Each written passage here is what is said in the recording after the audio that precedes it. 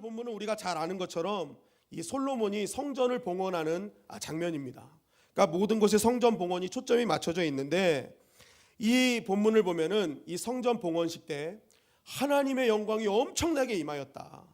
하나님이 음성이 임하였고 그곳에 정말로 하나님의 뜻이 이루어지는 은혜의 자리였음을 선포하고 있습니다. 오늘 본문 1절 3절 말씀입니다. 우리가 한 절씩 교독하시겠습니다.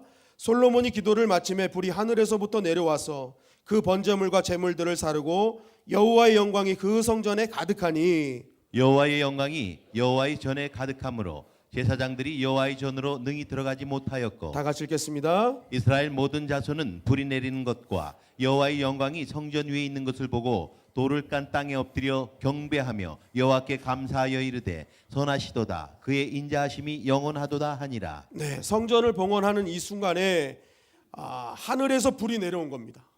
그래서 모든 번제물과 제물들을 사르고 여호와의 영광이 그 전에 가득했습니다. 그래서 이 여호와의 영광이 성전에 가득한 것을 보고 모든 백성이 하나님께 엎드려 경배하는 일이 벌어진 것입니다. 그런데 이 성전에 이 충만한 하나님의 영광이 언제 일어났고 왜 일어났는지를 1절 상반절이 증거하고 있습니다. 1절 상반절 다 같이 읽겠습니다. 시작. 솔로몬이 기도를 마침에 불이 하늘에서부터 내려와서. 네, 언제 임하였다는 거예요? 솔로몬이 기도를 마쳤을 때 임했다는 것입니다. 결국 이 말씀은 하나님의 영광이 성전에 가득했었던 가장 큰 이유는 솔로몬의 기도와 연관이 있다는 것입니다. 솔로몬이 기도가 끝나자마자 하늘에서 불이 임하고 영광이 임하기 때문에 그렇습니다. 그렇다면 왜 솔로몬의 기도가 끝나자마자 이런 역사가 일어났는가? 그것은 다른 것이 아니라 성전에서 성전다운 일을 했기 때문에 그렇습니다. 여러분, 살면서 가장 기분 좋은 단어가 무엇입니까? 듣기 좋은 단어. 너 무엇다워. 남자들한테는 너 남자다워 하는 게 가장 칭찬이죠. 근데 남자한테 여자다워 그러면 좋아합니까? 좋아하지 않잖아요. 여자한테 남자다워 그러면 좋아합니까? 야, 너 참 씩씩한 것 같아. 너 정말 대단한 용기가 있어. 이런 거 별로 안 좋아하잖아요. 여자다움 여자다워, 아름다워. 이렇게 답다라는 말이 굉장히 중요합니다. 이 목사한테도 가장 듣기 좋은 말이 목사다워라는 거죠. 목사다워. 제가 예전에 길거리에서 친구를 만났는데 제가 너 지금 뭐해? 그럼 친구가 물어보길래 나 지금 목사해. 그랬더니 깜짝 놀라더라고요. 네가 목사해? 그러니까 목사다워라는 말이 좀 나와야 되는데 네가? 그러는 거예요. 그러니까 어쨌든 사람이 뭔가 이렇게 들을 때 가장 좋은 말은 그 사람이 하는 일을 그거답게 일을 할 때 너 참 대단하다. 그렇게 좋은 표현입니다. 여러분, 성도도 마찬가지죠. 성도답다. 너 참 성도답다. 너 참 그리스도인답다라는 말을 들을 때 성도는 가장 기분이 좋아야 되는 것입니다. 여러분, 교회도 마찬가지죠. 교회를 하나님께서 가장 교회를 기쁘시게 볼 때가 언제입니까? 교회가 교회다울 때 하나님이 가장 기뻐하시는 거예요. 그런데 그 교회가 교회다울 때가 언제인가? 여러 가지가 있으나 오늘 본문을 통해서 알 수 있는 답은요, 교회는요 기도할 때 가장 교회다운 줄 믿습니다. 성전은요 기도할 때 가장 성전다운 것입니다. 역대하 7장 15절 16절 말씀을 보면은 하나님께서는 이제 앞으로 성전에서 하실 일을 이같이 말씀하셨습니다. 다 같이 읽겠습니다. 시작. 이제 이곳에서 하는 기도에 내가 눈을 들고 귀를 기울이니 이는 내가 이미 이 성전을 택하고 거룩하게 하여 내 이름을 여기에 영원히 있게 하였음이라. 내 눈과 내 마음이 항상 여기에 있으리라. 네, 솔로몬이 성전을 봉헌할 때 하나님께서 성전에서 이제 무엇을 할 것인지 말씀하시는 거예요. 이제는 내가 이곳에 남아서 눈과 귀로 너희가 기도하는 것을 듣겠다 말씀하시는 거예요. 그러니까 교회에서는 어떻게 하는 거예요? 성전에서는 기도하라는 거예요. 기도하면 다 들어주시겠다는 거예요. 그래서 이 14절 말씀에 말씀드리지 않았지만 14절 말씀에 보면 내 이름으로 일컫는 내 백성이 그들의 악한 길에서 떠나 스스로 낮추고 기도하여 내 얼굴을 찾으면 내가 하늘에서 듣고 그들의 죄를 사하고 그들의 땅을 고칠지라. 기도하면 내가 그것을 다 듣고 고쳐주겠다는 것입니다. 그러니까 성전이 성전다울 때, 교회가 교회다울 때는 기도의 소리가 끊이지 않을 때 교회가 교회다운 것입니다. 여러분, 누가복음 19장 45절 46절을 통해서도 예수님은 이렇게 말씀하셨습니다. 다 같이 읽겠습니다. 시작. 성전에 들어가사 장사하는 자들을 내쫓으시며 그들에게 이르시되 기록된 바 내 집은 기도하는 집이 되리라 하였거늘 너희는 강도의 소굴을 만들었도다 하시니라. 네, 예수님이 성전에 대해서 딱 정의를 내리시는데 내 집은 기도하는 집이 되리라. 내 집은 기도하는 집이라는 거예요. 성전은 기도하는, 교회는 기도하는 곳이라는 거예요. 그런데 예수님이 이게 되리라 하였거늘 이런 거 보면 인용하신 것입니다. 이 인용하신 말씀이 이사야서 56장 7절입니다. 다 같이 읽겠습니다. 시작. 내가 곧 그들을 나의 성산으로 인도하여 기도하는 내 집에서 그들을 기쁘게 할 것이며 그들의 번제와 희생을 나의 제단에서 기꺼이 받게 되리니 이는 내 집은 만민이 기도하는 집이라 일컬음이 될 것임이라. 네, 하나님께서 이미 하나님의 교회, 하나님의 성전은 기도하는 집이다라고 벌써 정의를 내리셨어요. 그러니까 하나님이 내리신 정의를 예수님은 그대로 인용하신 것뿐입니다. 그러니까 하나님께서는 교회가 무엇을 하는 것을 가장 기뻐하시는 거예요? 기도하는 것을 가장 기뻐하시는 것입니다. 교회가 모일 때마다 기도하고 하나님께 간구하는 일이 많을수록 교회는 교회다워질 줄 믿습니다. 그렇기 때문에 우리가 수요 예배도 중요하지만 금요 기도회 때 모여서 기도하는 것은 더욱 중요한 줄 믿습니다. 그것은 그냥 모여서 우리가 기도하기로 작정한 날 아닙니까? 그러니까 우리가 자꾸만 성전이 성전답게 하나님께서 우리 주님의 영광교회를 교회답게 인정하시는 그것을 이루기 위해서는 우리 모두가 깨어 기도해야 하는 것입니다. 그 기도를 들으실 때 하나님께서는 우리 주님의 영광교회에 하나님의 영광으로 충만케 하시는 것입니다. 하나님의 은혜로 충만케 하시는 것입니다. 할렐루야. 네, 할렐루야. 하나님의 뜻이 이 교회에 임하게 하시는 것입니다. 여러분, 그리고 이 솔로몬의 기도가 되게 중요하거든요. 6장에 보면 솔로몬이 무슨 기도를 했는지를 쫙 나와요. 그러니까 기도만 하는 게 중요한 것이 아니라 어떤 기도를 하느냐도 더 중요합니다. 그런데 시간이 많이 가기 때문에 어떤 기도인지는 잠깐 타이틀만 알려드릴게요. 그것은 이웃과 불신자를 위해서 기도했어요. 이방인을 위해서 기도했고 앞으로 미래를 위해서 기도했습니다. 그리고 더 나아가서 하나님의 위대함을 기도했습니다. 그러니까 이 솔로몬의 기도는 세 개로 요약될 수 있었어요. 이웃과 자신의 민족의 미래와 하나님의 위대하심. 이것을 놓고 기도했더니 하나님이 그 기도가 마치자마자 불을 임하게 하신 것입니다. 결국 기도가 중요한 것입니다. 내가 정말 하나님 앞에 바른 기도를 할 때 하나님께서 온전한 하나님의 역사로 인도해 주시는 것입니다. 고린도전서 3장 16절을 보면은 이렇게 말씀하고 있습니다. 시작. 너희는 너희가 하나님의 성전인 것과 하나님의 성령이 너희 안에 계시는 것을 알지 못하느냐. 자, 성전의 개념이 보이는 건물이 유형적인 건물보다 하나님의 성전이 우리라는 것을 말씀은 증거하고 있죠. 결국 우리 안에 하나님의 영이 충만하고 하나님의 영광이 임하는 가장 큰 방법은 기도하는 것입니다. 우리가 기도하면 우리 안에 하나님의 불이 임하게 될 줄 믿습니다. 그래서 우리 안에 있는 죄와 더러운 것들이 깨끗이 타서 없어지는 것입니다. 그리고 하나님의 영광이 우리 가운데 임하여짐으로 말미암아 우리가 진정으로 이 땅에 성전답게 살 수 있는 것입니다. 그러니까 기도가 마치자마자 역사되는 거예요. 마찬가지로 우리가 이웃을 위해 기도하고 우리의 앞으로 미래가 정말로 하나님 보시기에 합당한 모습으로 나아가기를 기도하고 더 나아가 나의 모든 것은 하나님밖에 없습니다라는 하나님의 영광과 위대함을 위해서 기도할 때 솔로몬 성전에 임했던 영광이 우리의 삶과 우리의 가정과 나의 모든 육체 가운데 임하게 될 줄 믿습니다. 그래서 오늘부터 우리는 해야 될 일은 무엇입니까? 우리의 몸을 기도하는 집으로 만드는 것입니다. 기도하는 집으로 만드는 거예요. 내가 어디를 가든지 기도하는 것입니다. 무엇을 하든지 기도하는 것입니다. 쉬지 말고 기도하는 기도의 집으로 만들 때 하나님의 영광이 우리 가운데 임하게 될 줄 믿습니다. 저는 오늘 이 말씀을 이렇게 묵상을 하였습니다. 아마 여러분들도 각자 많은 것으로 묵상하였을 텐데 이 바이블 타임을 통해서 계속적인 하나님의 은혜가 넘치시기를 주님의 이름으로 간절히 축원합니다. 자, 오늘 사도신경으로 넘어가겠습니다. 사도신경 넘어가면 오늘은 저리로서 산 자와 죽은 자를 심판하러 오시리라라는 고백문입니다. 혹시 지난번 마지막 때 어떤 고백을 했는지 기억나시나요? 마지막 고백. 아마 이제 이게 캠프를 하고 하면서 다 잊어버리셨을 거예요. 그죠? 다 잊어버리셨을 거예요. 하늘의 오르사였습니다. 하늘의 오르사. 주님께서 하늘에 올라가셨다. 그런데 이 올라가신 것은 본인이 직접 올라가신 게 아니라 어떻게 하셨다? 하나님이 올려주셨다. 그러니까 하늘로 올리셨어요. 하나님이 올려주신 거예요. 그러면 왜 하나님이 올려주셨습니까? 그 이유가 뭐예요? 하나님이 올려주신 이유. 이제는 예수님이 이 땅에서 고통받고 힘들고 어렵고 뭐 어떤 배고프고 이런 제한적인 왕으로서 계신 것이 아니라 전 우주를 통치하시는 진짜 만왕의 왕으로, 우주의 통치자로 하나님께서 만들어 주시기 위해서 올려 주신 것입니다. 그래서 하나님, 이 주님은 올라가시면서 전지전능하신 거예요.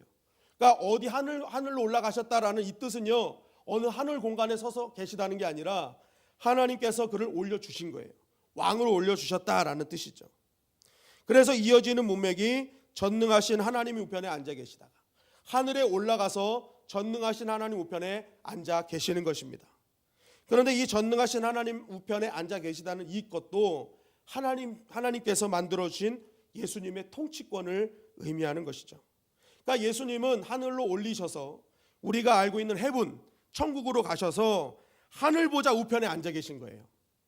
그런데 한번 잘 보시기 바랍니다. 하나님은 영이십니다. 예수님도 올리실 때 영이십니다. 그러니까 영이신 분은 손과 발과 뭐 엉덩이와 뭐 이런 게 있을까요? 팔과 다리가 있어요? 영은 없습니다. 영은 그런 게 아무것도 없어요. 그런데 어떻게 보좌에 앉으실 수 있습니까? 영은 아무것도 없는데, 그죠? 그런데 성경은 보좌 우편에 앉아 계시다고 말씀하고 있어요. 그렇다면 성경이 거짓말하고 있는 것일까? 그렇지 않고요. 이 성경에서 보좌에 앉아 계시다라는 말은요, 신인 동영론적 표현법이라고 하는 것입니다. 그게 무엇이냐면은 하나님을 인간에 비유하는 것입니다. 그래서 하나님의 상태를 우리의 인간의 그런 어떤 몸, 머리, 팔, 다리 뭐 이런 거를 사용해 가지고요, 좀 더 이해하기 쉽게 하는 히브리적 표현 방법입니다. 그러니까 하나님의 발, 하나님의 얼굴, 하나님의 손등 이런 게 등장할 때 인간의 손과 발과 얼굴 등의 개념을 동원하는 거예요. 그래서 하나님의 손, 하나님의 팔이라는 단어가 나오면 우리는 하나님의 권능과 하나님의 주권을 받아들이게 되는 것이죠. 그리고 하나님의 얼굴 하면은 사랑과 긍휼과 자비하심, 어떤 그런 이런 모형을 통해서, 이런 표현 방법을 통해서 하나님이 어떤 분이심을 우리가 알게 되는 것입니다. 마찬가지로 하나님 보좌에 앉아 계시다는 이 표현, 예수님이 앉아 계시다는 이 표현은요, 왕이 보좌에 앉아서 모든 세계를 통치한다는 그런 의미를 갖고 있는 것입니다. 그러니까 예수님이 하늘 보좌에 앉으셨다라는 이것은요, 전능하신 하나님의 통치와 권세를 가지고 계시다는 것을 의미하는 것이죠. 시편 103편 19절에 이런 말씀이 있습니다. 우리 다 같이 읽어보겠습니다. 시작. 여호와께서 그의 보좌를 하늘에 세우시고 그의 왕권으로 만유를 다스리시도다. 네, 여호와께서 하늘의 보좌를 세우시고, 그 하늘 보좌를 왜 세우셨어요? 왕권으로 만유를 다스리시기 위해서. 그러니까 하나님은 보좌에 앉으신 것보다는 왕권으로 다스리시는 분이라는 것을 보좌로 표현하고 있는 것입니다. 그러니까 예수님께서도 하늘 보좌 우편에 앉아 계시다라는 그 말씀은요, 보좌에 앉으셨다는 것, 왕으로서 앉아 계시다는 거예요. 왕으로서 우리를 다스리고 계시다는 표현이 보좌에 앉으신 것입니다. 그리고 두 번째, 우편에 앉아 계시는데, 이 우편의 뜻은 뭐냐면, 이 우편은 동양과 서양 모두 다 통하는 것이 있는데, 우편은 바르다, 옳다라는 뜻을 갖고 있습니다. 그래서 동양의 오른손, 이 어원을 보면은 오른손의 옛말 옳하다라는 뜻입니다. 옳하다, 옳다라는 뜻이죠. 그러니까 오른손은 옳다는 거예요. 옳하다, 거기서 나온 오른쪽이고, 왼손은 그르다, 나쁘다라는 뜻의 옛말 외다에서 온 것입니다. 그러니까 나쁘다는 거예요. 왼손은. 그러니까 오른손과 왼쪽은 정확하게 좋은 것, 나쁜 것이 딱 표현이 된 겁니다. 이 서양권에서도 영어의 라이트, 프랑스에는 오른쪽에 들어와라는 거 하는데, 그 들어와 그러면 이제 오른쪽 그래요. 그리고 독일의 레이트, 이것도 다 오른쪽인데 이게 옳다라는 뜻이라는 거예요. 옳다라는 뜻이에요. 그러니까 성경도 마찬가지죠. 이 오른쪽은요, 오른쪽입니다. 옳은 것, 정의와 권능과 구원이 임하는 쪽이 오른쪽이에요. 오른쪽. 그래서 시편 48편 10절에 보면은 하나님이여 주의 이름과 같이 찬송도 땅끝까지 미쳤으며 주의 오른손에는 정의가 충만하였느니라. 주의 오른손에는 뭐가 충만했다는 거예요? 정의가 충만했다는 거예요. 마태복음 25장 32절 34절 우리 한 절씩 교독하시겠습니다. 시작. 되보고 각각 구분하기를 목자가 양과 염소를 구분한 것 같이 하여 양은 그 오른편에 염소는 왼편에 두리라. 그때 임금이 그 오른편에 있는 자들에게 이르시되 내 아버지께 복받을 자들이여 나와 창세로부터 너희를 위하여 예비된 나라를 상속받으라. 네, 양은 오른편에, 염소는 왼편에 둔다는 거예요. 그리고 오른편에 있는 자들에게 이르시되 창세로부터 너희를 위하여 예비된 나라를 상속받으라. 그러니까 양, 오른편에 있는 양들은요, 하나님이 예비하신 모든 나라를 상속받는 것입니다. 그러니까 그것은 왜 그러냐? 오른쪽에 있기 때문에 그래요. 옳다, 다 바르게, 정의, 구원 그쪽에 있었다는 것입니다. 그리고 누군가를 최고를 대우할 때도 오른쪽에 앉게 했습니다. 왕상 2장 19절 우리 다 같이 읽겠습니다. 시작. 바세바가 이에 아도니아를 위하여 말하려고 솔로몬 왕에게 이르니 왕이 일어나 영접하여 절한 후에 다시 왕자에 앉고 그의 어머니를 위하여 자리를 베푸니 그가 그의 오른쪽에 앉는지라. 네, 바세바가 나왔을 때 솔로몬이 자리를 마련해 두는데 어느 쪽에 앉혔어요? 오른쪽에 앉혔어요. 그러니까 바세바에게 이 솔로몬이 뭘 준 거예요? 자신의 왕권과 동일한 지위를 준 겁니다. 바세바에게. 앞으로 바세바는, 내 어머니는 나와 똑같은 사람이다. 내 왕권과 내 권세를 가진 사람이다. 그러니까 내가 명령하듯이 내 어머니의 말을 따르라는 거예요. 그러니까 그 오른쪽에 앉히는 건요, 최고의 대우를 해주는 것입니다. 결국 예수님이 하나님 보좌 우편에 앉아 계시다는 이유는 무엇입니까? 바로 하나님께서는 예수님께 자신의 모든 권세와 능력을 다 주신 것입니다. 다 주셔서 이제는 예수님께서 정말 이 땅과 모든 것, 전 세계 우주의 모든 것을 통치하는 자가 되어라 라는 것이 하나님께서 그런 것을 주셨다고 의미를 상징하는 것을 이 고백문으로 말씀하고 있는 것입니다. 그래서 예수님은 하늘 보좌 우편에 앉으셔서 우리를 다 통치하시고 우리를 다 보고 계시는 거예요. 그러면서 예수님이 하신 일이 무엇이었습니까? 그 통치자로서 먼저 우리가 갈 처소를 예비하고 계시죠. 하늘나라에서 우리가 갈 처소를 예비하고 계시고, 둘째 뭐 하십니까? 우리를 위해서 중보기도 하고 계세요. 그곳에서 주님이 중보기도 하고 우편에서 중보기도 하시는 거예요. 하나님의 권세를 가지고 중보기도 하시기 때문에 예수님의 기도는 다 응답될 줄 믿습니다. 이 중보기도의 능력인 거예요. 그래서 이 중보기도를 할 때는요, 항상 나보다는 남을 위해서 기도할 때 왜 능력이 나타나느냐? 하나님 주님께서 그렇게 하시기 때문에 그렇습니다. 주님께서 그 중보기도를 들으시고 내가 필요한 모든 것을 다 알고 다 채워주시는 거예요. 얼마 전에 우리 화요일날 중보기도 있지 않습니까? 화요일날 중보기도하는 한 집사님이 저한테 와서 간증을 하는 거예요. 중보기도의 위력을 깨달았다는 거예요. 중보기도의 위력을 깨달았다. 그동안에 사실은 자기가 중보기도의 의미를 잘 몰랐다는 거예요. 그래서 중보기도회인데 중보기도회에 나와서 자꾸만 자기 기도 제목만 얘기했대요. 자기 기도 제목만 계속 얘기했대요. 그런데 뭐 이제 들어주실 때도 있고 안 들어주실 때도 있었는데, 어느 날 내가 남을 위해서 기도 제목을 자꾸만 내놨대요. 자기 기도 제목을 안 내놓고 어느 순간부터 자기 기도 제목이 아닌 다른 이의 기도 제목을 이렇게 내놓는데 놀라운 일이 벌어지더라는 것입니다. 그때부터 자기가 구하지 않은 것까지도 마음속에 그날 내놔야 될 기도 제목을 하나님이 듣지도 않았는데 다 이루어주시더라는 거예요. 아, 이게 중보기도의 위력이구나 하는 것을 깨달았다는 것입니다. 요즘 화요일 중보기도회가 장난이 아닙니다. 막 불이 임한다, 불이 임해요. 네, 맨날 막 기도응답이 이루어지고. 여러분 혹시 기도응답 받고 싶으신 분은 화요일 막 이 자리에 나오시길 간절히 바랍니다. 네, 그곳에서 왜 남의 기도 제목 얘기하니까 막 내 기도가 응답되는 거예요. 내 기도가 응답되는. 막 놀라운 역사들이 일어나는 것이죠. 그래서 이제 주님이 그렇게 중보기도를 하고 계시는 거예요. 그 다음에 그런 왕권을 가지시고 마지막에 하실 일이 무엇이냐? 바로 다시 오시는 것입니다. 이제 그 왕권을 다 이제 왕권으로 위해서 다 통치하시다가 때가 되면 이제 주님이 다시 오시는 것입니다. 그것이 뭐예요? 바로 재림인 것입니다. 바로 오늘 우리가 고백하는 전이로서 산자와 죽은 자를 심판하러 오시리라 하는 것입니다. 이것을 원문을 우리가 잠깐 보겠는데요. 원문을 보면은 원문 보여주십시오. 네. 자, 밑에 있는 첫 둘째 줄 있는 걸 한번 읽어보겠습니다. 시작. 임대 벤투로스 유디카레 비보스 에트 모르투오스. 네. 모처럼 많이 하시니까 힘드시죠? 네. 근데 이것만 잘 외우시면은 무슨 방언이 됩니까? 네. 라틴어 방언이 터지는 것입니다. 네. 임대 벤투로스 유디카레 비보스 에트 모르투오스. 이 임대는 전이로서라는 뜻이고요. 이 벤투로스라는 뜻은 오신다라는 뜻입니다.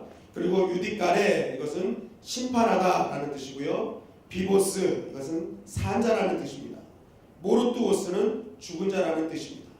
그래서 인데 페트루스 유디카리 비보스 에트 모르투스는 저리로서 오십니다. 심판하러 산자와 죽은 자를 심판하러 오신다라는 뜻입니다. 결국 이제 사도신경이 이제 마지막으로 치닫고 있는 거예요. 첫 번째 태어나심, 사심, 죽으심, 다시 사심, 이제는 다시 오심이 된 것입니다. 성경의 모든 예수님께서 모든 행하는 모든 것들을 이제 마무리하고 있는 것이죠. 결국 오늘 말씀은 이 재림에 대한 말씀인 것입니다. 자, 여러분 정말 재림이라는 단어를 딱 들으시면 여러분들은 어떤 느낌이 먼저 드십니까? 정말 재림. 첫째, 두렵다, 떨리다, 기쁘다, 기다려진다. 어떤 게 제일 마음에 와닿습니까? 정말 재림이라고 했습니다. 대부분의 사람들은요, 정말 재림하면요, 믿는 자나 믿지 않는 자나 기쁘고 즐거워하지는 않습니다. 약간 두려운 것이 있습니다. 두려운 것이 있어요. 왜냐하면 지금까지 내가 주님을 위해서 해놓은 것이 아무것도 없다고 생각하기 때문에 그렇습니다. 아무것도 없기 때문에. 야, 이거 오늘 주님 오시면 어떡하지? 이런 어떤 대비책이 하나도 없고 내가 그동안 주님을 위해서 뭔가 해놓은 것이 없다고 생각하기 때문에 사실 믿는 자나 믿지 않는 자나 이 재림이라는 단어, 종말이라는 단어를 다루며 굉장히 두렵고 떨어합니다. 사실 믿지 않는 자들도 종말에 대해서 굉장히 관심을 갖는 이유가 어떤 걸 보면 알 수 있냐면 영화를 개봉하는데 이 재난 영화 중에 종말을 향하는 영화들이 많이 있잖아요. 아마겟돈, 얼마 전에 했던 우리나라 설국열차, 그죠? 그리고 또 뭐가 있습니까? 딥 임팩트. 막 이런 어떤 마지막 때를 향한 그런 영화가 나올 때일수록 이 사람들이 그거를 관심을 갖는 이유는 종말에 대해서만 관심이 있다는 것이죠. 그래서 막 두렵고 떨리는 마음으로 영화관 들어가서 막 봅니다.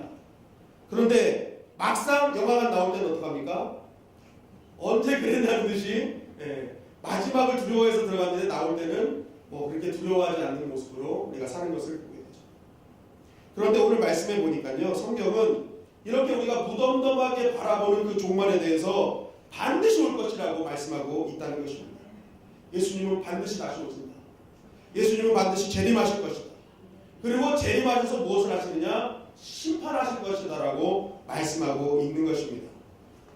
이 신약 성경 안에서만 해도 300군데가 예수님의 심판에 대해서 말씀하고 있는데 그 대표적인 말씀 성경 구절을 몇 개만 보면은 히브리서 9장 27절을 우리 다 같이 읽겠습니다. 시작. 한번 죽는 것은 사람에게 정해진 것이요 그 후에는 심판이 있으리니. 디모데후서 4장 1절. 하나님 앞과 살아있는 자와 죽은 자를 심판하실 그리스도 예수 앞에서 그가 나타나실 것과 그의 나라를 두고 엄히 명하노니. 데살로니가후서 1장 6절 8절입니다. 너희로 환난을 받게 하는 자들에게는 환난으로 갚으시고 환난을 받는 너희에게는 우리와 함께 안식으로 갚으시는 것이 하나님의 공이시니 주 예수께서 자기의 능력의 천사들과 함께 하늘로부터 불꽃 가운데 나타나실 때에 하나님을 모르는 자들과 우리 주 예수의 복음에 복종하지 않는 자들에게 형벌을 내리시리니. 아멘. 자, 마지막으로 사도행전 1장 10절 11절 다 같이 읽겠습니다. 시작. 올라가실 때에 제자들이 자세히 하늘을 쳐다보고 있는데 흰옷 입은 두 사람이 그들 곁에 서서 이르되 갈릴리 사람들아 어찌하여 서서 하늘을 쳐다보느냐. 너희 가운데서 하늘로 올려지신 이 예수는 하늘로 가심을 본 그대로 오시리라 하였느니라. 네, 이게 대표적인 성경 구절인데 주님께서 어떻게 하신다는 거예요? 반드시 오신다는 것입니다. 반드시 오실 줄 믿습니다. 왜냐하면 여러분 성경을 보면요, 성경에 나온 모든 것은 적혀진 문자 그대로 다 실현이 됐어요. 다 실현이 됐습니다. 예수님께서 오실 것이다. 초림 예수님에 대한 구약 성경이 예언했죠. 이사야서 7장 처녀가 잉타하여 아들을 낳을 것이다. 하나님께서 예언하셨어요. 문자도 남겨두셨어요. 그런데 그 문자가 어떡합니까? 마리아를 통해 이루어졌죠. 미가서 5장을 통해서 예수님께서는 베들레헴에 태어나실 것이라고 예언했습니다. 실제로 예수님은 베들레헴에서 나셨습니다. 스가랴서 9장을 통해서 예수님께서 나귀를 타실 것이라고 말씀하셨는데 실제로 나귀를 타고 예수님은 예루살렘에 입성하셨죠. 그뿐 아니라 이사야서 53장을 통해서 예수님의 고난을 예고했습니다. 그 예고대로 예수님은 실제로 고난을 당하셨습니다. 그러니까 성경에 나온 모든 문자, 예언하신 모든 것은 그대로 다 실현됐어요. 그런데 이제 딱 한 가지 남았습니다. 그게 뭐예요? 재림이에요. 성경에서 하나님께서 예언하신 그 재림, 성경에서 말하는 그 재림, 그 하나만 딱 남았어요. 이전에 모든 것들이 다 이루어진 것처럼 예수님의 재림은 문자대로 이루어지게 될 줄 믿습니다. 그렇기 때문에 우리가 앞으로 반드시 이루어질 이 재림에 대해서 어떻게 살아갈 것인가가 이건 굉장히 중요한 것입니다. 내가 어떻게 살아야 이 재림을 준비할 수 있는가? 어떻게 살아 이 마지막 때 심판을 피할 수 있는가? 이것이 우리의 남겨진 숙제라는 것입니다. 그래서 오늘은 이 고백을 통해서 우리가 어떻게 살 것인가, 마지막 때 어떻게 살 것인가에 대한 영적인 진리를 나누고자 합니다. 이 산자와 죽은 자를 심판을 오시려는 이 고백 속에 담겨진 영적인 진리는, 첫째는 인류의 역사는 반드시 시작과 끝이 있다는 것입니다. 따라하시겠습니다. 시작과 끝이 있다. 이 사도신경의 고백을 통해서 우리에게 주시는 것은요, 이 역사관이 있다는 거예요. 기독교인들에게는 독특한 역사관이 있다는 거예요. 여러분, 인류를 해석하는 해석하는 방법, 역사를 해석하는 방법은 두 가지가 있습니다. 첫째는요, 이 고대 힐랍 사상, 이 힐랍이 헬라 사상입니다. 헬라 사상. 이 헬라가 이제 그리스 사상이에요. 그리스. 근데 이제 이 헬라를 한자로 이렇게 하다 보니까 힐랍이 된 것입니다. 그래서 힐랍은 헬라 사상을 얘기하는데, 이 헬라 사상이 어떤 역사관을 갖고 있느냐? 나선형적 역사관을 갖고 있습니다. 순환사관이라는 말을 갖고 있고요. 둘째는 바로 히브리 사상에서 유래된 직선적 역사관입니다. 그러니까 나선형적 역사관과 직선적 역사관, 두 역사관이 있어요. 이 나선형적 역사관은요, 순환사관이라고 하는데 이게 무슨 말이냐면 굉장히 쉽습니다. 이게 뭐냐면 역사는요, 시작과 끝도 없다는 거예요. 그냥 계속 일정한 패턴으로 계속 끝없이 순환된다는 거예요. 그러니까 나사가 이렇게 맞물려 돌아가듯이 계속 돌아간다는 거예요.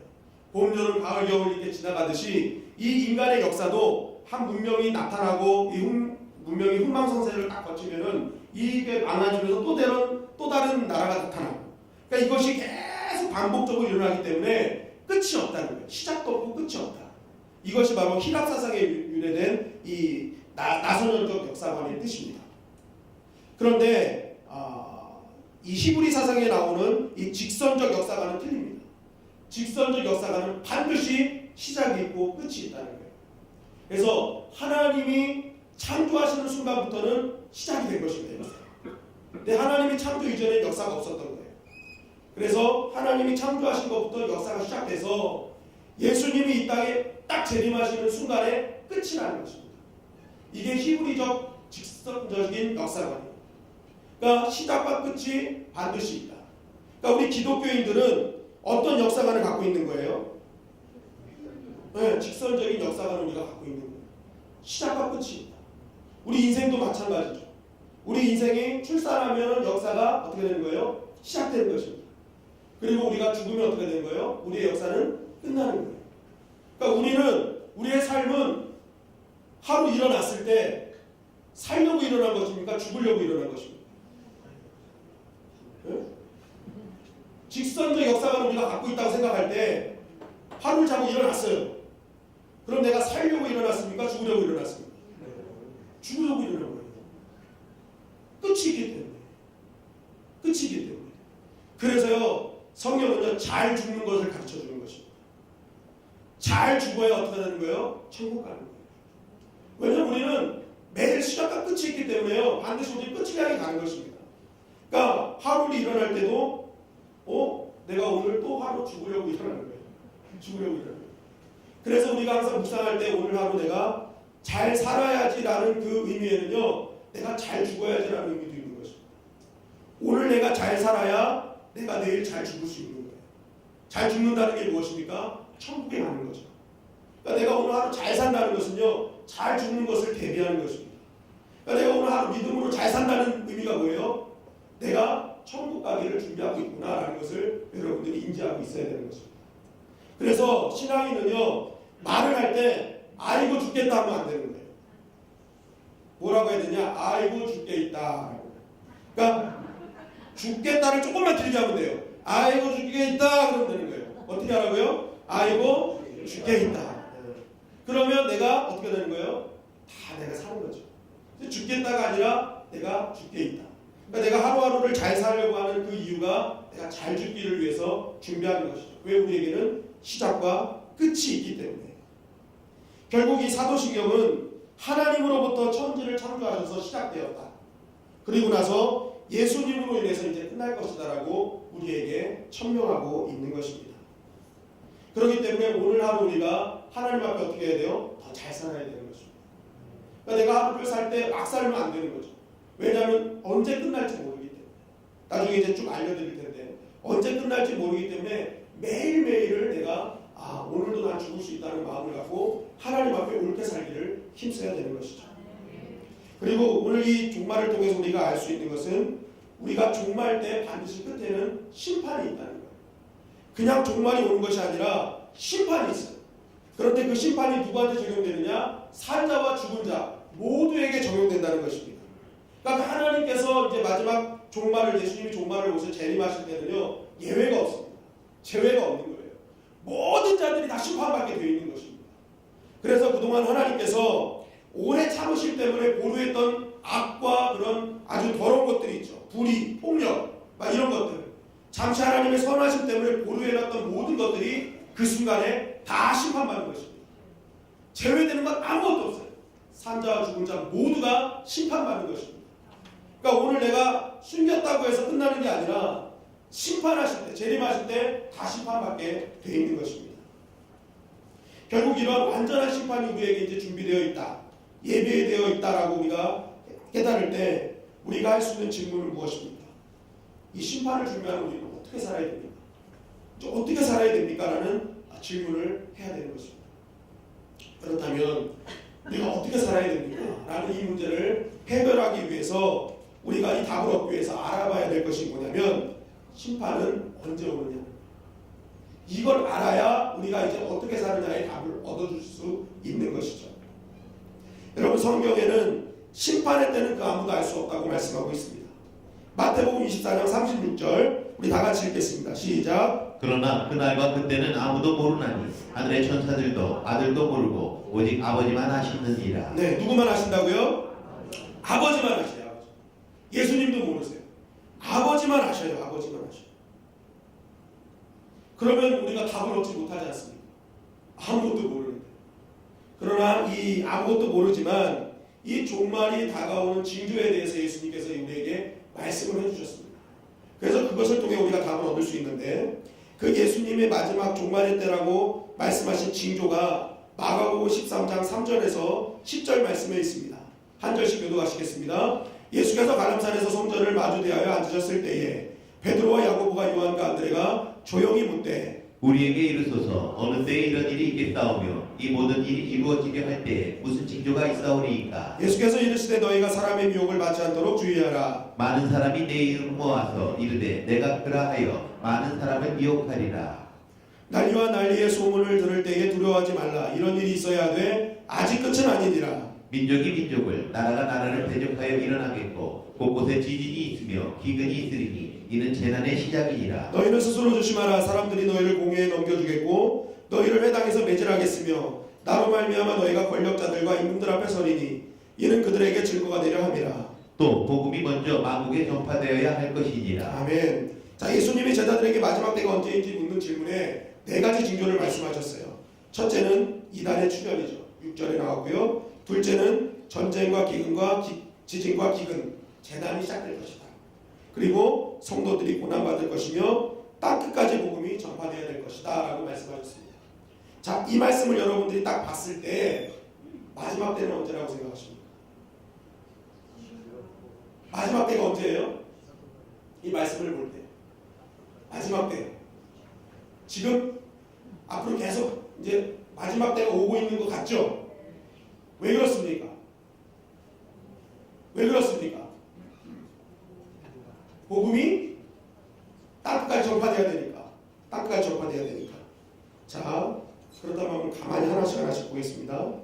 첫 번째 징조가 뭐예요? 이단이 출현할 것이다.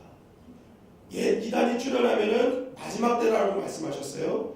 자, 그렇다면 오늘날 보면 이단이 굉장히 많습니다. 어마어마한 이단들이 우리를 유혹하는데 이 이단이요 언제부터 있었는지를 요한일서 2장 18절에 증거합니다. 요한일서 2장 18절 다 같이 읽겠습니다. 시작. 아이들아, 지금은 마지막 때라. 적그리스도가 오리라는 말을 너희가 들은 것과 같이 지금도 많은 적그리스도가 일어났으니 그러므로 우리가 마지막 때인 줄 아노라. 아멘. 요한일서 4장 1절입니다. 시작. 사랑하는 자들아, 영을 다 믿지 말고 오직 영들이 하나님께 속하였나 분별하라. 많은 거짓 선지자가 세상에 나왔습니다. 네. 요한 사도가 얘기하는 거예요. 지금 벌써 어떻게 하는 거예요? 많은 적그리스도가 일어났다. 많은 거짓 선지자가 세상에 나왔다. 사도 요한 시대에 벌써 엄청난 이단들이 나왔다는 거예요. 자, 그렇다면 이단이 출현할 때에 예수님이 오실 것이다라는 징조가 지금에 맞습니까? 그때도 맞습니까? 그때도 맞아요. 그럼 예수님은 그때 오셔야 되는 거죠. 어떻게 보면 이것은 징조와 맞지 않다고 볼 수 있어요. 그리고 두 번째 징조가 뭐였습니까? 전쟁과 지진과 기근이죠. 그런데요, 이 역사를 보면요, 전쟁의 역사를 보면요, 3,000년 동안 공식적인 전쟁이 3,300회가 일어났답니다. 공식적인 전쟁, 국지전 빼고요. 공식적인 전쟁만 3,300회라면요, 매년 전쟁을 하는 겁니다. 매년. 전쟁, 또 기근, 가뭄, 해일, 전염병, 이거 재난이 시작될 거라고 말씀하셨거든요. 근데 이 재난도요, 예수님 계실 때부터 있었던 거예요. 그럼 두 번째, 전쟁이 될 것이고 재난이 올 것이다. 이건 역시도 보면은요, 굳이 지금 재난의 징조를 볼 수 있는 상황은 아니라는 것입니다. 그리고 셋째 징조가 무엇입니까? 성도들의 고난이었죠. 히브리서 11장 35절 37절 우리가 다 같이 읽도록 하겠습니다. 히브리서 11장 35절 37절 네.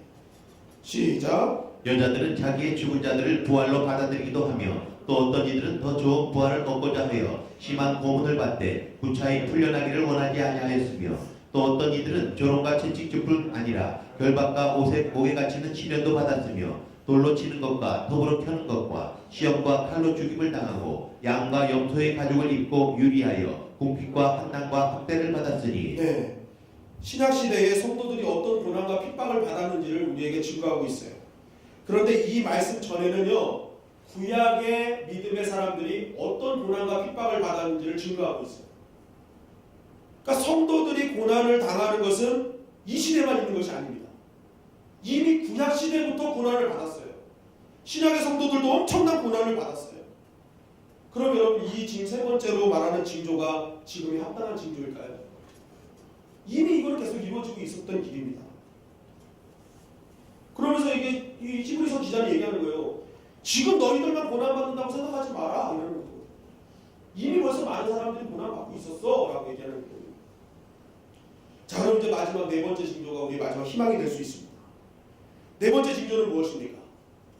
땅끝까지 복음이 증거되면 그곳에 이제 예수님이 오실 것이다 라고 말씀하고 있는데, 자, 사도행전 1장 8절을 보시기 바랍니다. 사도행전 1장 8절 우리가 잘 아는 말씀이죠. 시작. 오직 성령이 너희에게 임하시면 너희가 권능을 받고 예루살렘과 온 유대와 사마리아와 땅끝까지 이르러 내 증인이 되리라 하시니라. 네, 사도들에게 예수님이 말씀하신 땅끝까지 복음이 증거될 것이다 라고 말씀하셨어요. 성령이 임하면, 성령이 임했습니다.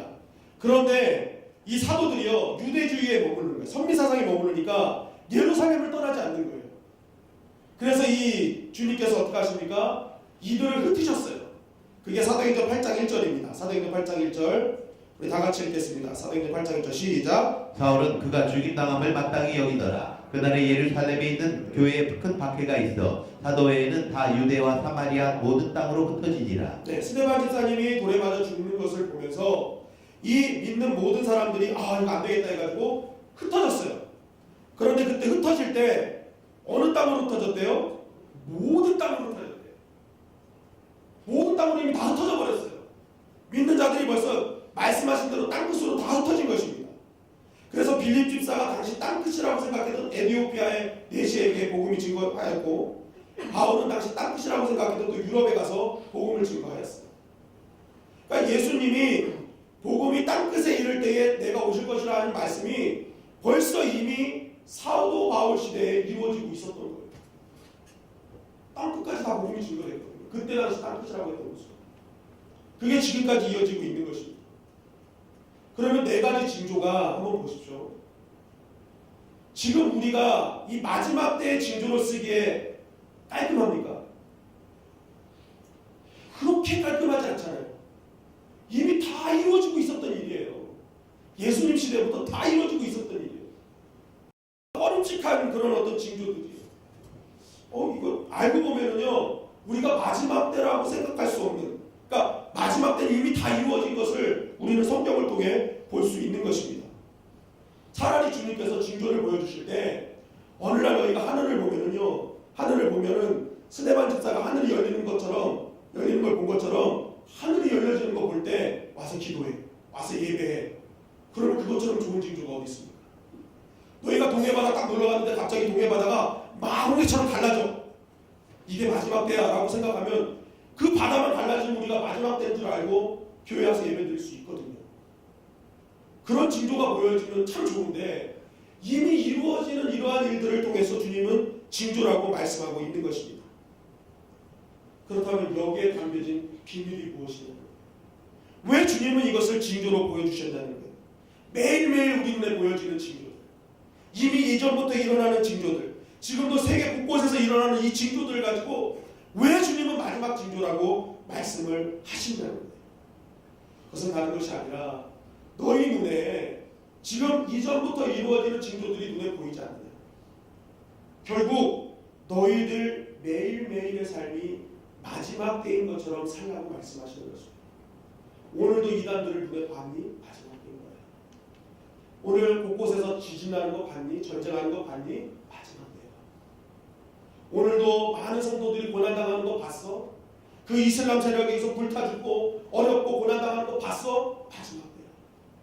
지금도 수많은 부족들, 예수 믿지 않는 모족들, 그런 부족들 향해서 성경 들고 들어가는 선교사님들 봤어?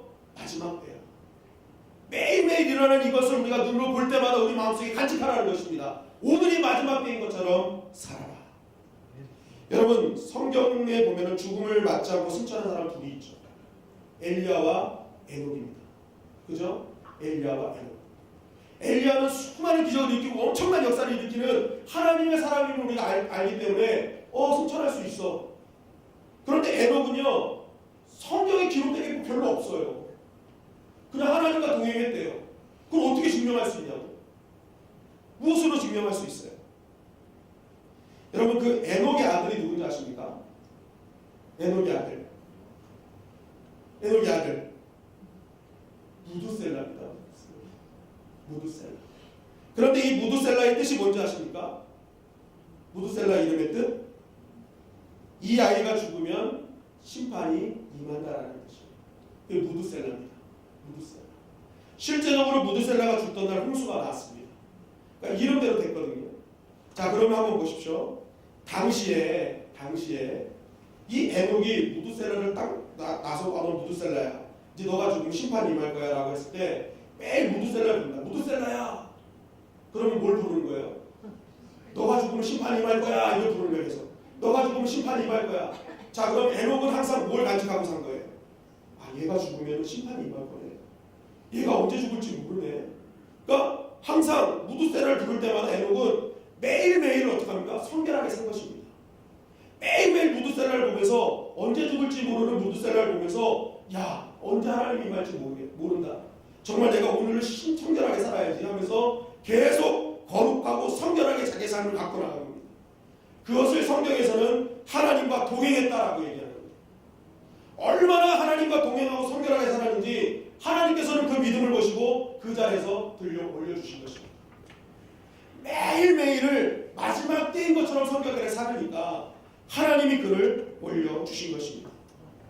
결국 하나님께서 에녹의 삶을 성경을 통해 우리에게 증거하시는 삶의 모델로 인도해 주신 가장 큰 이유는 그것을 보면서 오늘 너희들도 에녹처럼 살라는 것입니다.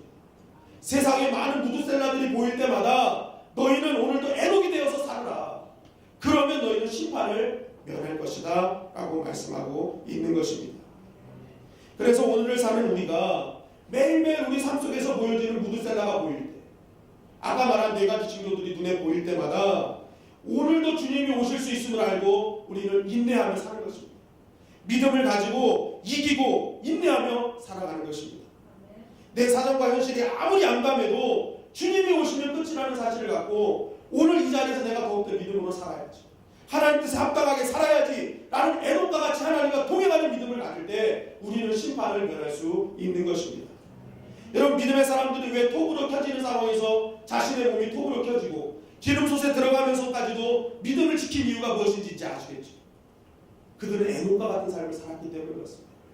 자기 눈에 무드셀라가 보이니까, 무드셀라 같은 징조들이 보이니까 내가 오늘 톱이 쓰러진다, 잘라진다 할지라도 나는 오늘도 믿음으로 이기겠노라 하고 결단을 했던 것입니다. 그래서 오늘이라도 심판이 주님이 오실 수 있다는 생각하는 사람은요, 오늘 일어나는 일에 일희일비하지 않는 것입니다. 누군가 나를 괴롭게 하고, 누군가 나를 어렵게 하고, 정말 모든 것이 너무나 힘들지라도 오늘 주님이 오시면 내가 하나님의 나라를 갈 수 있다는 이 믿음, 내가 이 믿음으로 살면 심판을 이길 수 있다는, 면할 수 있다는 이 믿음 때문에 우리는 오늘도 그것을 이기며 믿음으로 이길 수 있는 것입니다. 그래서 성경은 그런 사람들을 세상이 감당치 못하는 사람이라고 증거하고 있는 것입니다. 여러분, 이렇게 말씀하면 어떤 사람들이 이렇게 또 생각하십니다. 이제 종말일 때니까 그럼 교회를 보이자. 매일매일 내 주변에 무드셀라가 보이잖아. 막 심판의 때가 보이잖아. 그러니까 교회 가서 죽도록 예배하고 죽도록 기도하자라고 생각하시는 분이 있습니다. 왜냐하면 마지막 때 모습만이라도 하나님께 거룩하게 보여야 됩니다. 내가 마지막 때라도 주님 앞에 들림받을 때 기도하는 모습으로 가면 영광스러워집니다. 왜냐하면 주님이 딱 오셨는데 막 부부싸움하다가 올라갈 수는 없잖아요. 내가 주님이 딱 오셨는데 막 술 마시다 이렇게 올라갈 수는 없잖아요. 그러니까 마지막 때 모습이 어떠는 거예요? 더 하나님께 좋게 보이기 위해서 자꾸만 보이려고 힘쓰는 분들도 있다는 것입니다. 이단이 그걸 누리는 거거든요. 그런데요, 마태복음 24장 36절 41절에는 이렇게 말씀을 증거하고 있습니다. 우리 한 절씩 교독하시겠습니다. 그러나 그 날과 그때는 아무도 모르나니 하늘의 천사들도 아들도 모르고 오직 아버지만 아시느니라. 노아의 때와 같이 인자의 임함도 그러하리라. 홍수전에 노아가 방주에 들어가는 날까지 사람들이 먹고 마시고 장가들고 시집가고 있으면서 홍수가 나서 그들을 판별하기까지 깨닫지 못하였으니 인자의 임함도 이와 같으리라. 그때에 두 사람이 밭에 있음에 한 사람은 데려가고 한 사람은 버려둠을 당할 것이요. 두 여자가 맷돌질을 하고 있으며 한 사람은 데려가고 한 사람은 버려둠을 당할 것이니라. 네, 마지막 심판 때의 모습을 말하고 있는데요, 한 사람은 휴거를 올라가는 거예요. 근데 한 사람은 그대로 남는데요. 그런데 말씀의 상황을 보면 어떤 상황입니까? 한 사람은 어디 예배당 와서 막 기도해서 올라가고 한 사람은 세상 가운데 살다가 남은 게 아니에요. 둘 다 어떻게 하는 거예요? 똑같은 일을 하고 있었어요. 똑같은 일을 하고 있었어요. 밭에서 일하고 맷돌을 잡고 일하고, 노아의 방주 때도, 노아의 홍수 때도 뭐예요? 먹고 시집가고 장가가고 이거 하고 있었다는 거예요. 일상을 살았다는 거예요. 똑같은 일상 중에 이런 일이 일어난다는 거거든요. 그렇다면 이 말씀을 통해서 우리가 알 수 있는 것은 무엇입니까? 예수님의 재림은요, 우리의 일상생활 가운데 임한다는 거예요. 일상생활 가운데 임하는데, 그렇기 때문에 너희가 일상생활을 믿음으로 사는 것이 중요하다고 증거하고 있는 것입니다. 마지막 때 우리가 교회에 모여서 예배드리고 기도하고 말씀 듣는 건 너무 중요하다는 거예요. 그러나 우리가 매일 그렇게 할 수 없지 않느냐, 일상을 살아야 되지 않느냐. 그러니까 너희는 일상에서, 교회에서 믿음에 살던 것처럼 세상에서도 믿음대로 일상을 살아가라는 것입니다. 왜 그렇습니까? 주님이 언제 올지 모르니까. 주님이 언제 올지 모르니까 똑같이 맷돌을 갈되 맷돌을 갈아도 믿음대로 가라는 거예요. 밭을 읽어도 그냥 세상 사람들과 똑같이 돈 벌려고 밭 갈지 말고, 이 밭을 가서 어떻게 주님을 위해서 사용할까, 주의 영광을 위해 사용할까 라는 이 믿음을 가지고 밭을 가르라는 것입니다. 무엇을 하든지 일상을 살 때 믿음대로 할 때 그 자리에서 주님이 오실 때 너희는 심판을 면하게 될 것이다 라고 말씀하고 있는 것입니다. 노아의 가족이 구원받은 이유가 거기 있었다는 것이죠. 똑같은 일상을 살았대요, 노아의 가족도. 그런데 노아의 가족이 틀린 것은 무엇입니까? 그 일상에서 믿음을 가지고 살았다는 것입니다. 세상 사람들이 손가락질하고 욕해도 바보 같지만 끝까지 주님 말씀에 순종하며 살았다는 거예요. 그래서 심판을 면했다는 것입니다. 이렇게 볼 때 오늘날 이단들의 그 주장이 얼마나 터무니없는 것입니다. 가정도 버려라, 부모도 버려라, 자식도 다 내팽개쳐라, 직장도 다 내팽개치고 그냥 교회 와서 전 재산 내놓고 교회에서만 기도해라. 이게 얼마나 허무맹랑한 소리입니까? 이것만 알아도 우리가 이단한테 안 넘어가는 거예요. 주님은 말씀하시는 거예요. 일상을 믿음으로 살라는 거예요. 교회에서만 꼭 들림받는 게 아니라 너희가 교회처럼 너희 삶 속에서 일상에서 찬양하고 기도하고 그러한 삶으로 살면 그곳에서 너희는 구원받을 것이다. 주님이 말씀하고 있는 것입니다. 주님은 심판의 때에 산속에 올라가서 수도다처럼 살라고 하지 않으셨습니다. 일상을 살아라. 그러나 일상을 살 때 믿음 갖고 살라고 말씀하시는 것입니다. 여러분, 오늘 하루를 살면서 나는 얼마나 믿음을 갖고 살았습니까? 내가 사람을 만날 때, 내가 어떤 일을 할 때, 목욕을 하거나 설거지를 하고 무엇을 할 때까지 내가 어떠한 마음으로 그런 일상을 살아왔습니까? 여러분, 주님은 오늘도 우리의 삶 속에서 방주를 만들라고 말씀하십니다. 방주를 만들라는 것이 무엇입니까? 말씀대로 살라는 것이죠. 말씀대로 나만의 정말 하나님 말씀대로 원하시는 것들을 지어놓으라는 것입니다. 믿음의 방주를 지어놓으라는 것입니다. 여러분, 사실 우리에게 종말이 없고 심판이 없다면 만들 필요 없어요. 젖을 필요 없습니다. 내가 낮아질 필요도 없어요. 그런데 주님은 심판이 있다면, 그러니까 우리는 힘든 십자가와 자기 부인의 삶을 살아가고 말씀을 하고 있는 것입니다. 여러분, 성도는요, 자신의 일상의 삶을 소중하게 여기면서도 그 안에서 믿음대로 살아야 될 줄 믿습니다. 내 일상이 소중해요. 그러나 이것이 전부라고 생각하면 안 됩니다. 그 안에서 믿음을 살면서 이것보다 더 나은 하나님의 나라가 있음을 알고 정말 이것을 통해서 어떻게 하나님께 영광을 돌릴까라는 믿음의 가치관을 두고 살아갈 때 우리의 가정이 살고 내 자녀가 살고 우리의 직장이 살고 우리 교회가 살아가게 될 줄 믿습니다. 주님께서는 그것을 오늘 우리에게 원하시는 것입니다. 모든 삶의 순간마다 십자가 붙들고 자기 부인의 삶을 살라는 것입니다. 심판이 있으니까, 주님이 오실 것이니까. 여러분, 오늘부터 우리의 일상이 믿음의 일상이 되시기를 간절히 바랍니다. 매일매일 우리 앞에 무드셀라 같은 징조들이 보일 때 주님은 오시는구나, 주님은 반드시 오시는구나 라는 깨닫고 내가 오늘 정말 더욱더 믿음 안에서 나를 부인하고 내가 더욱더 남을 사랑하고 남에게 낮아지는 그러한 인생, 예수님 같은 삶을 살 때 우리는 누군가는 남을 때 우리는 올라가는 역사가 일어나게 될 것입니다. 여러분, 세상 사람들은 일상이 하나님처럼 그래요. 일상의 모든 것을 채우는 게 하나님이라고 생각을 합니다. 그래서 그 일상이 떠나면요, 죽고 싶은 거예요. 왜냐하면 그게 하나님이었습니다. 근데 성도는 다른 것입니다. 일상이 하나님이 아니죠. 그 하나님의 놀라우신 그 믿음, 또 하나님의 나라, 그것이 우리의 일상 모든 것입니다. 그렇기 때문에 우리가 그거 붙들고 살면 우리는 이기는 것입니다. 여러분, 군대에서 보초를 설 때 가장 보초를 잘 서는 사람은요, 언제 순찰조가 올 것인가를 시간을 두고 이렇게 계산하는 사람, 또 언제 적이 올 것이라고 예상하는 사람, 그렇게 해서 미리 계산해놓고 그 시간대만 깨어있고 남은 시간은 자는 사람, 그 사람이 좋은 보초는 아닐 것입니다. 진짜 좋은 보초는 언제나 깨어있는 사람, 그 사람이 진짜 좋은 보초죠. 여러분, 그것이 재림을 준비하는 성도들의 기본 태도인 줄 믿습니다. 날마다 깨어있어서 내가 언제 주님이 오시든지 바로 하나님 나라로 갈 수 있도록 준비하고 깨어있는 삶, 그것이 주님께서 우리에게 원하시는 삶이라는 것입니다. 우리 마가복음 13장 35절 30절을 다 같이 읽고 우리 찬양하고 기도하는 시간을 갖도록 하겠습니다. 다 같이 큰 소리로 우리 공동하시겠습니다. 시작. 그러므로 깨어있으라. 집주인이 언제 올는지, 꼭 저물 때일는지, 밤중일는지, 다 꿀 때일는지, 새벽일는지 너희가 알지 못함이라. 그가 호련히 와서 너희가 자는 것을 보지 않도록 하라. 깨어있으라. 내가 너희에게 하는 이 말은 모든 사람에게 하는 말이니라 하시니라. 아멘.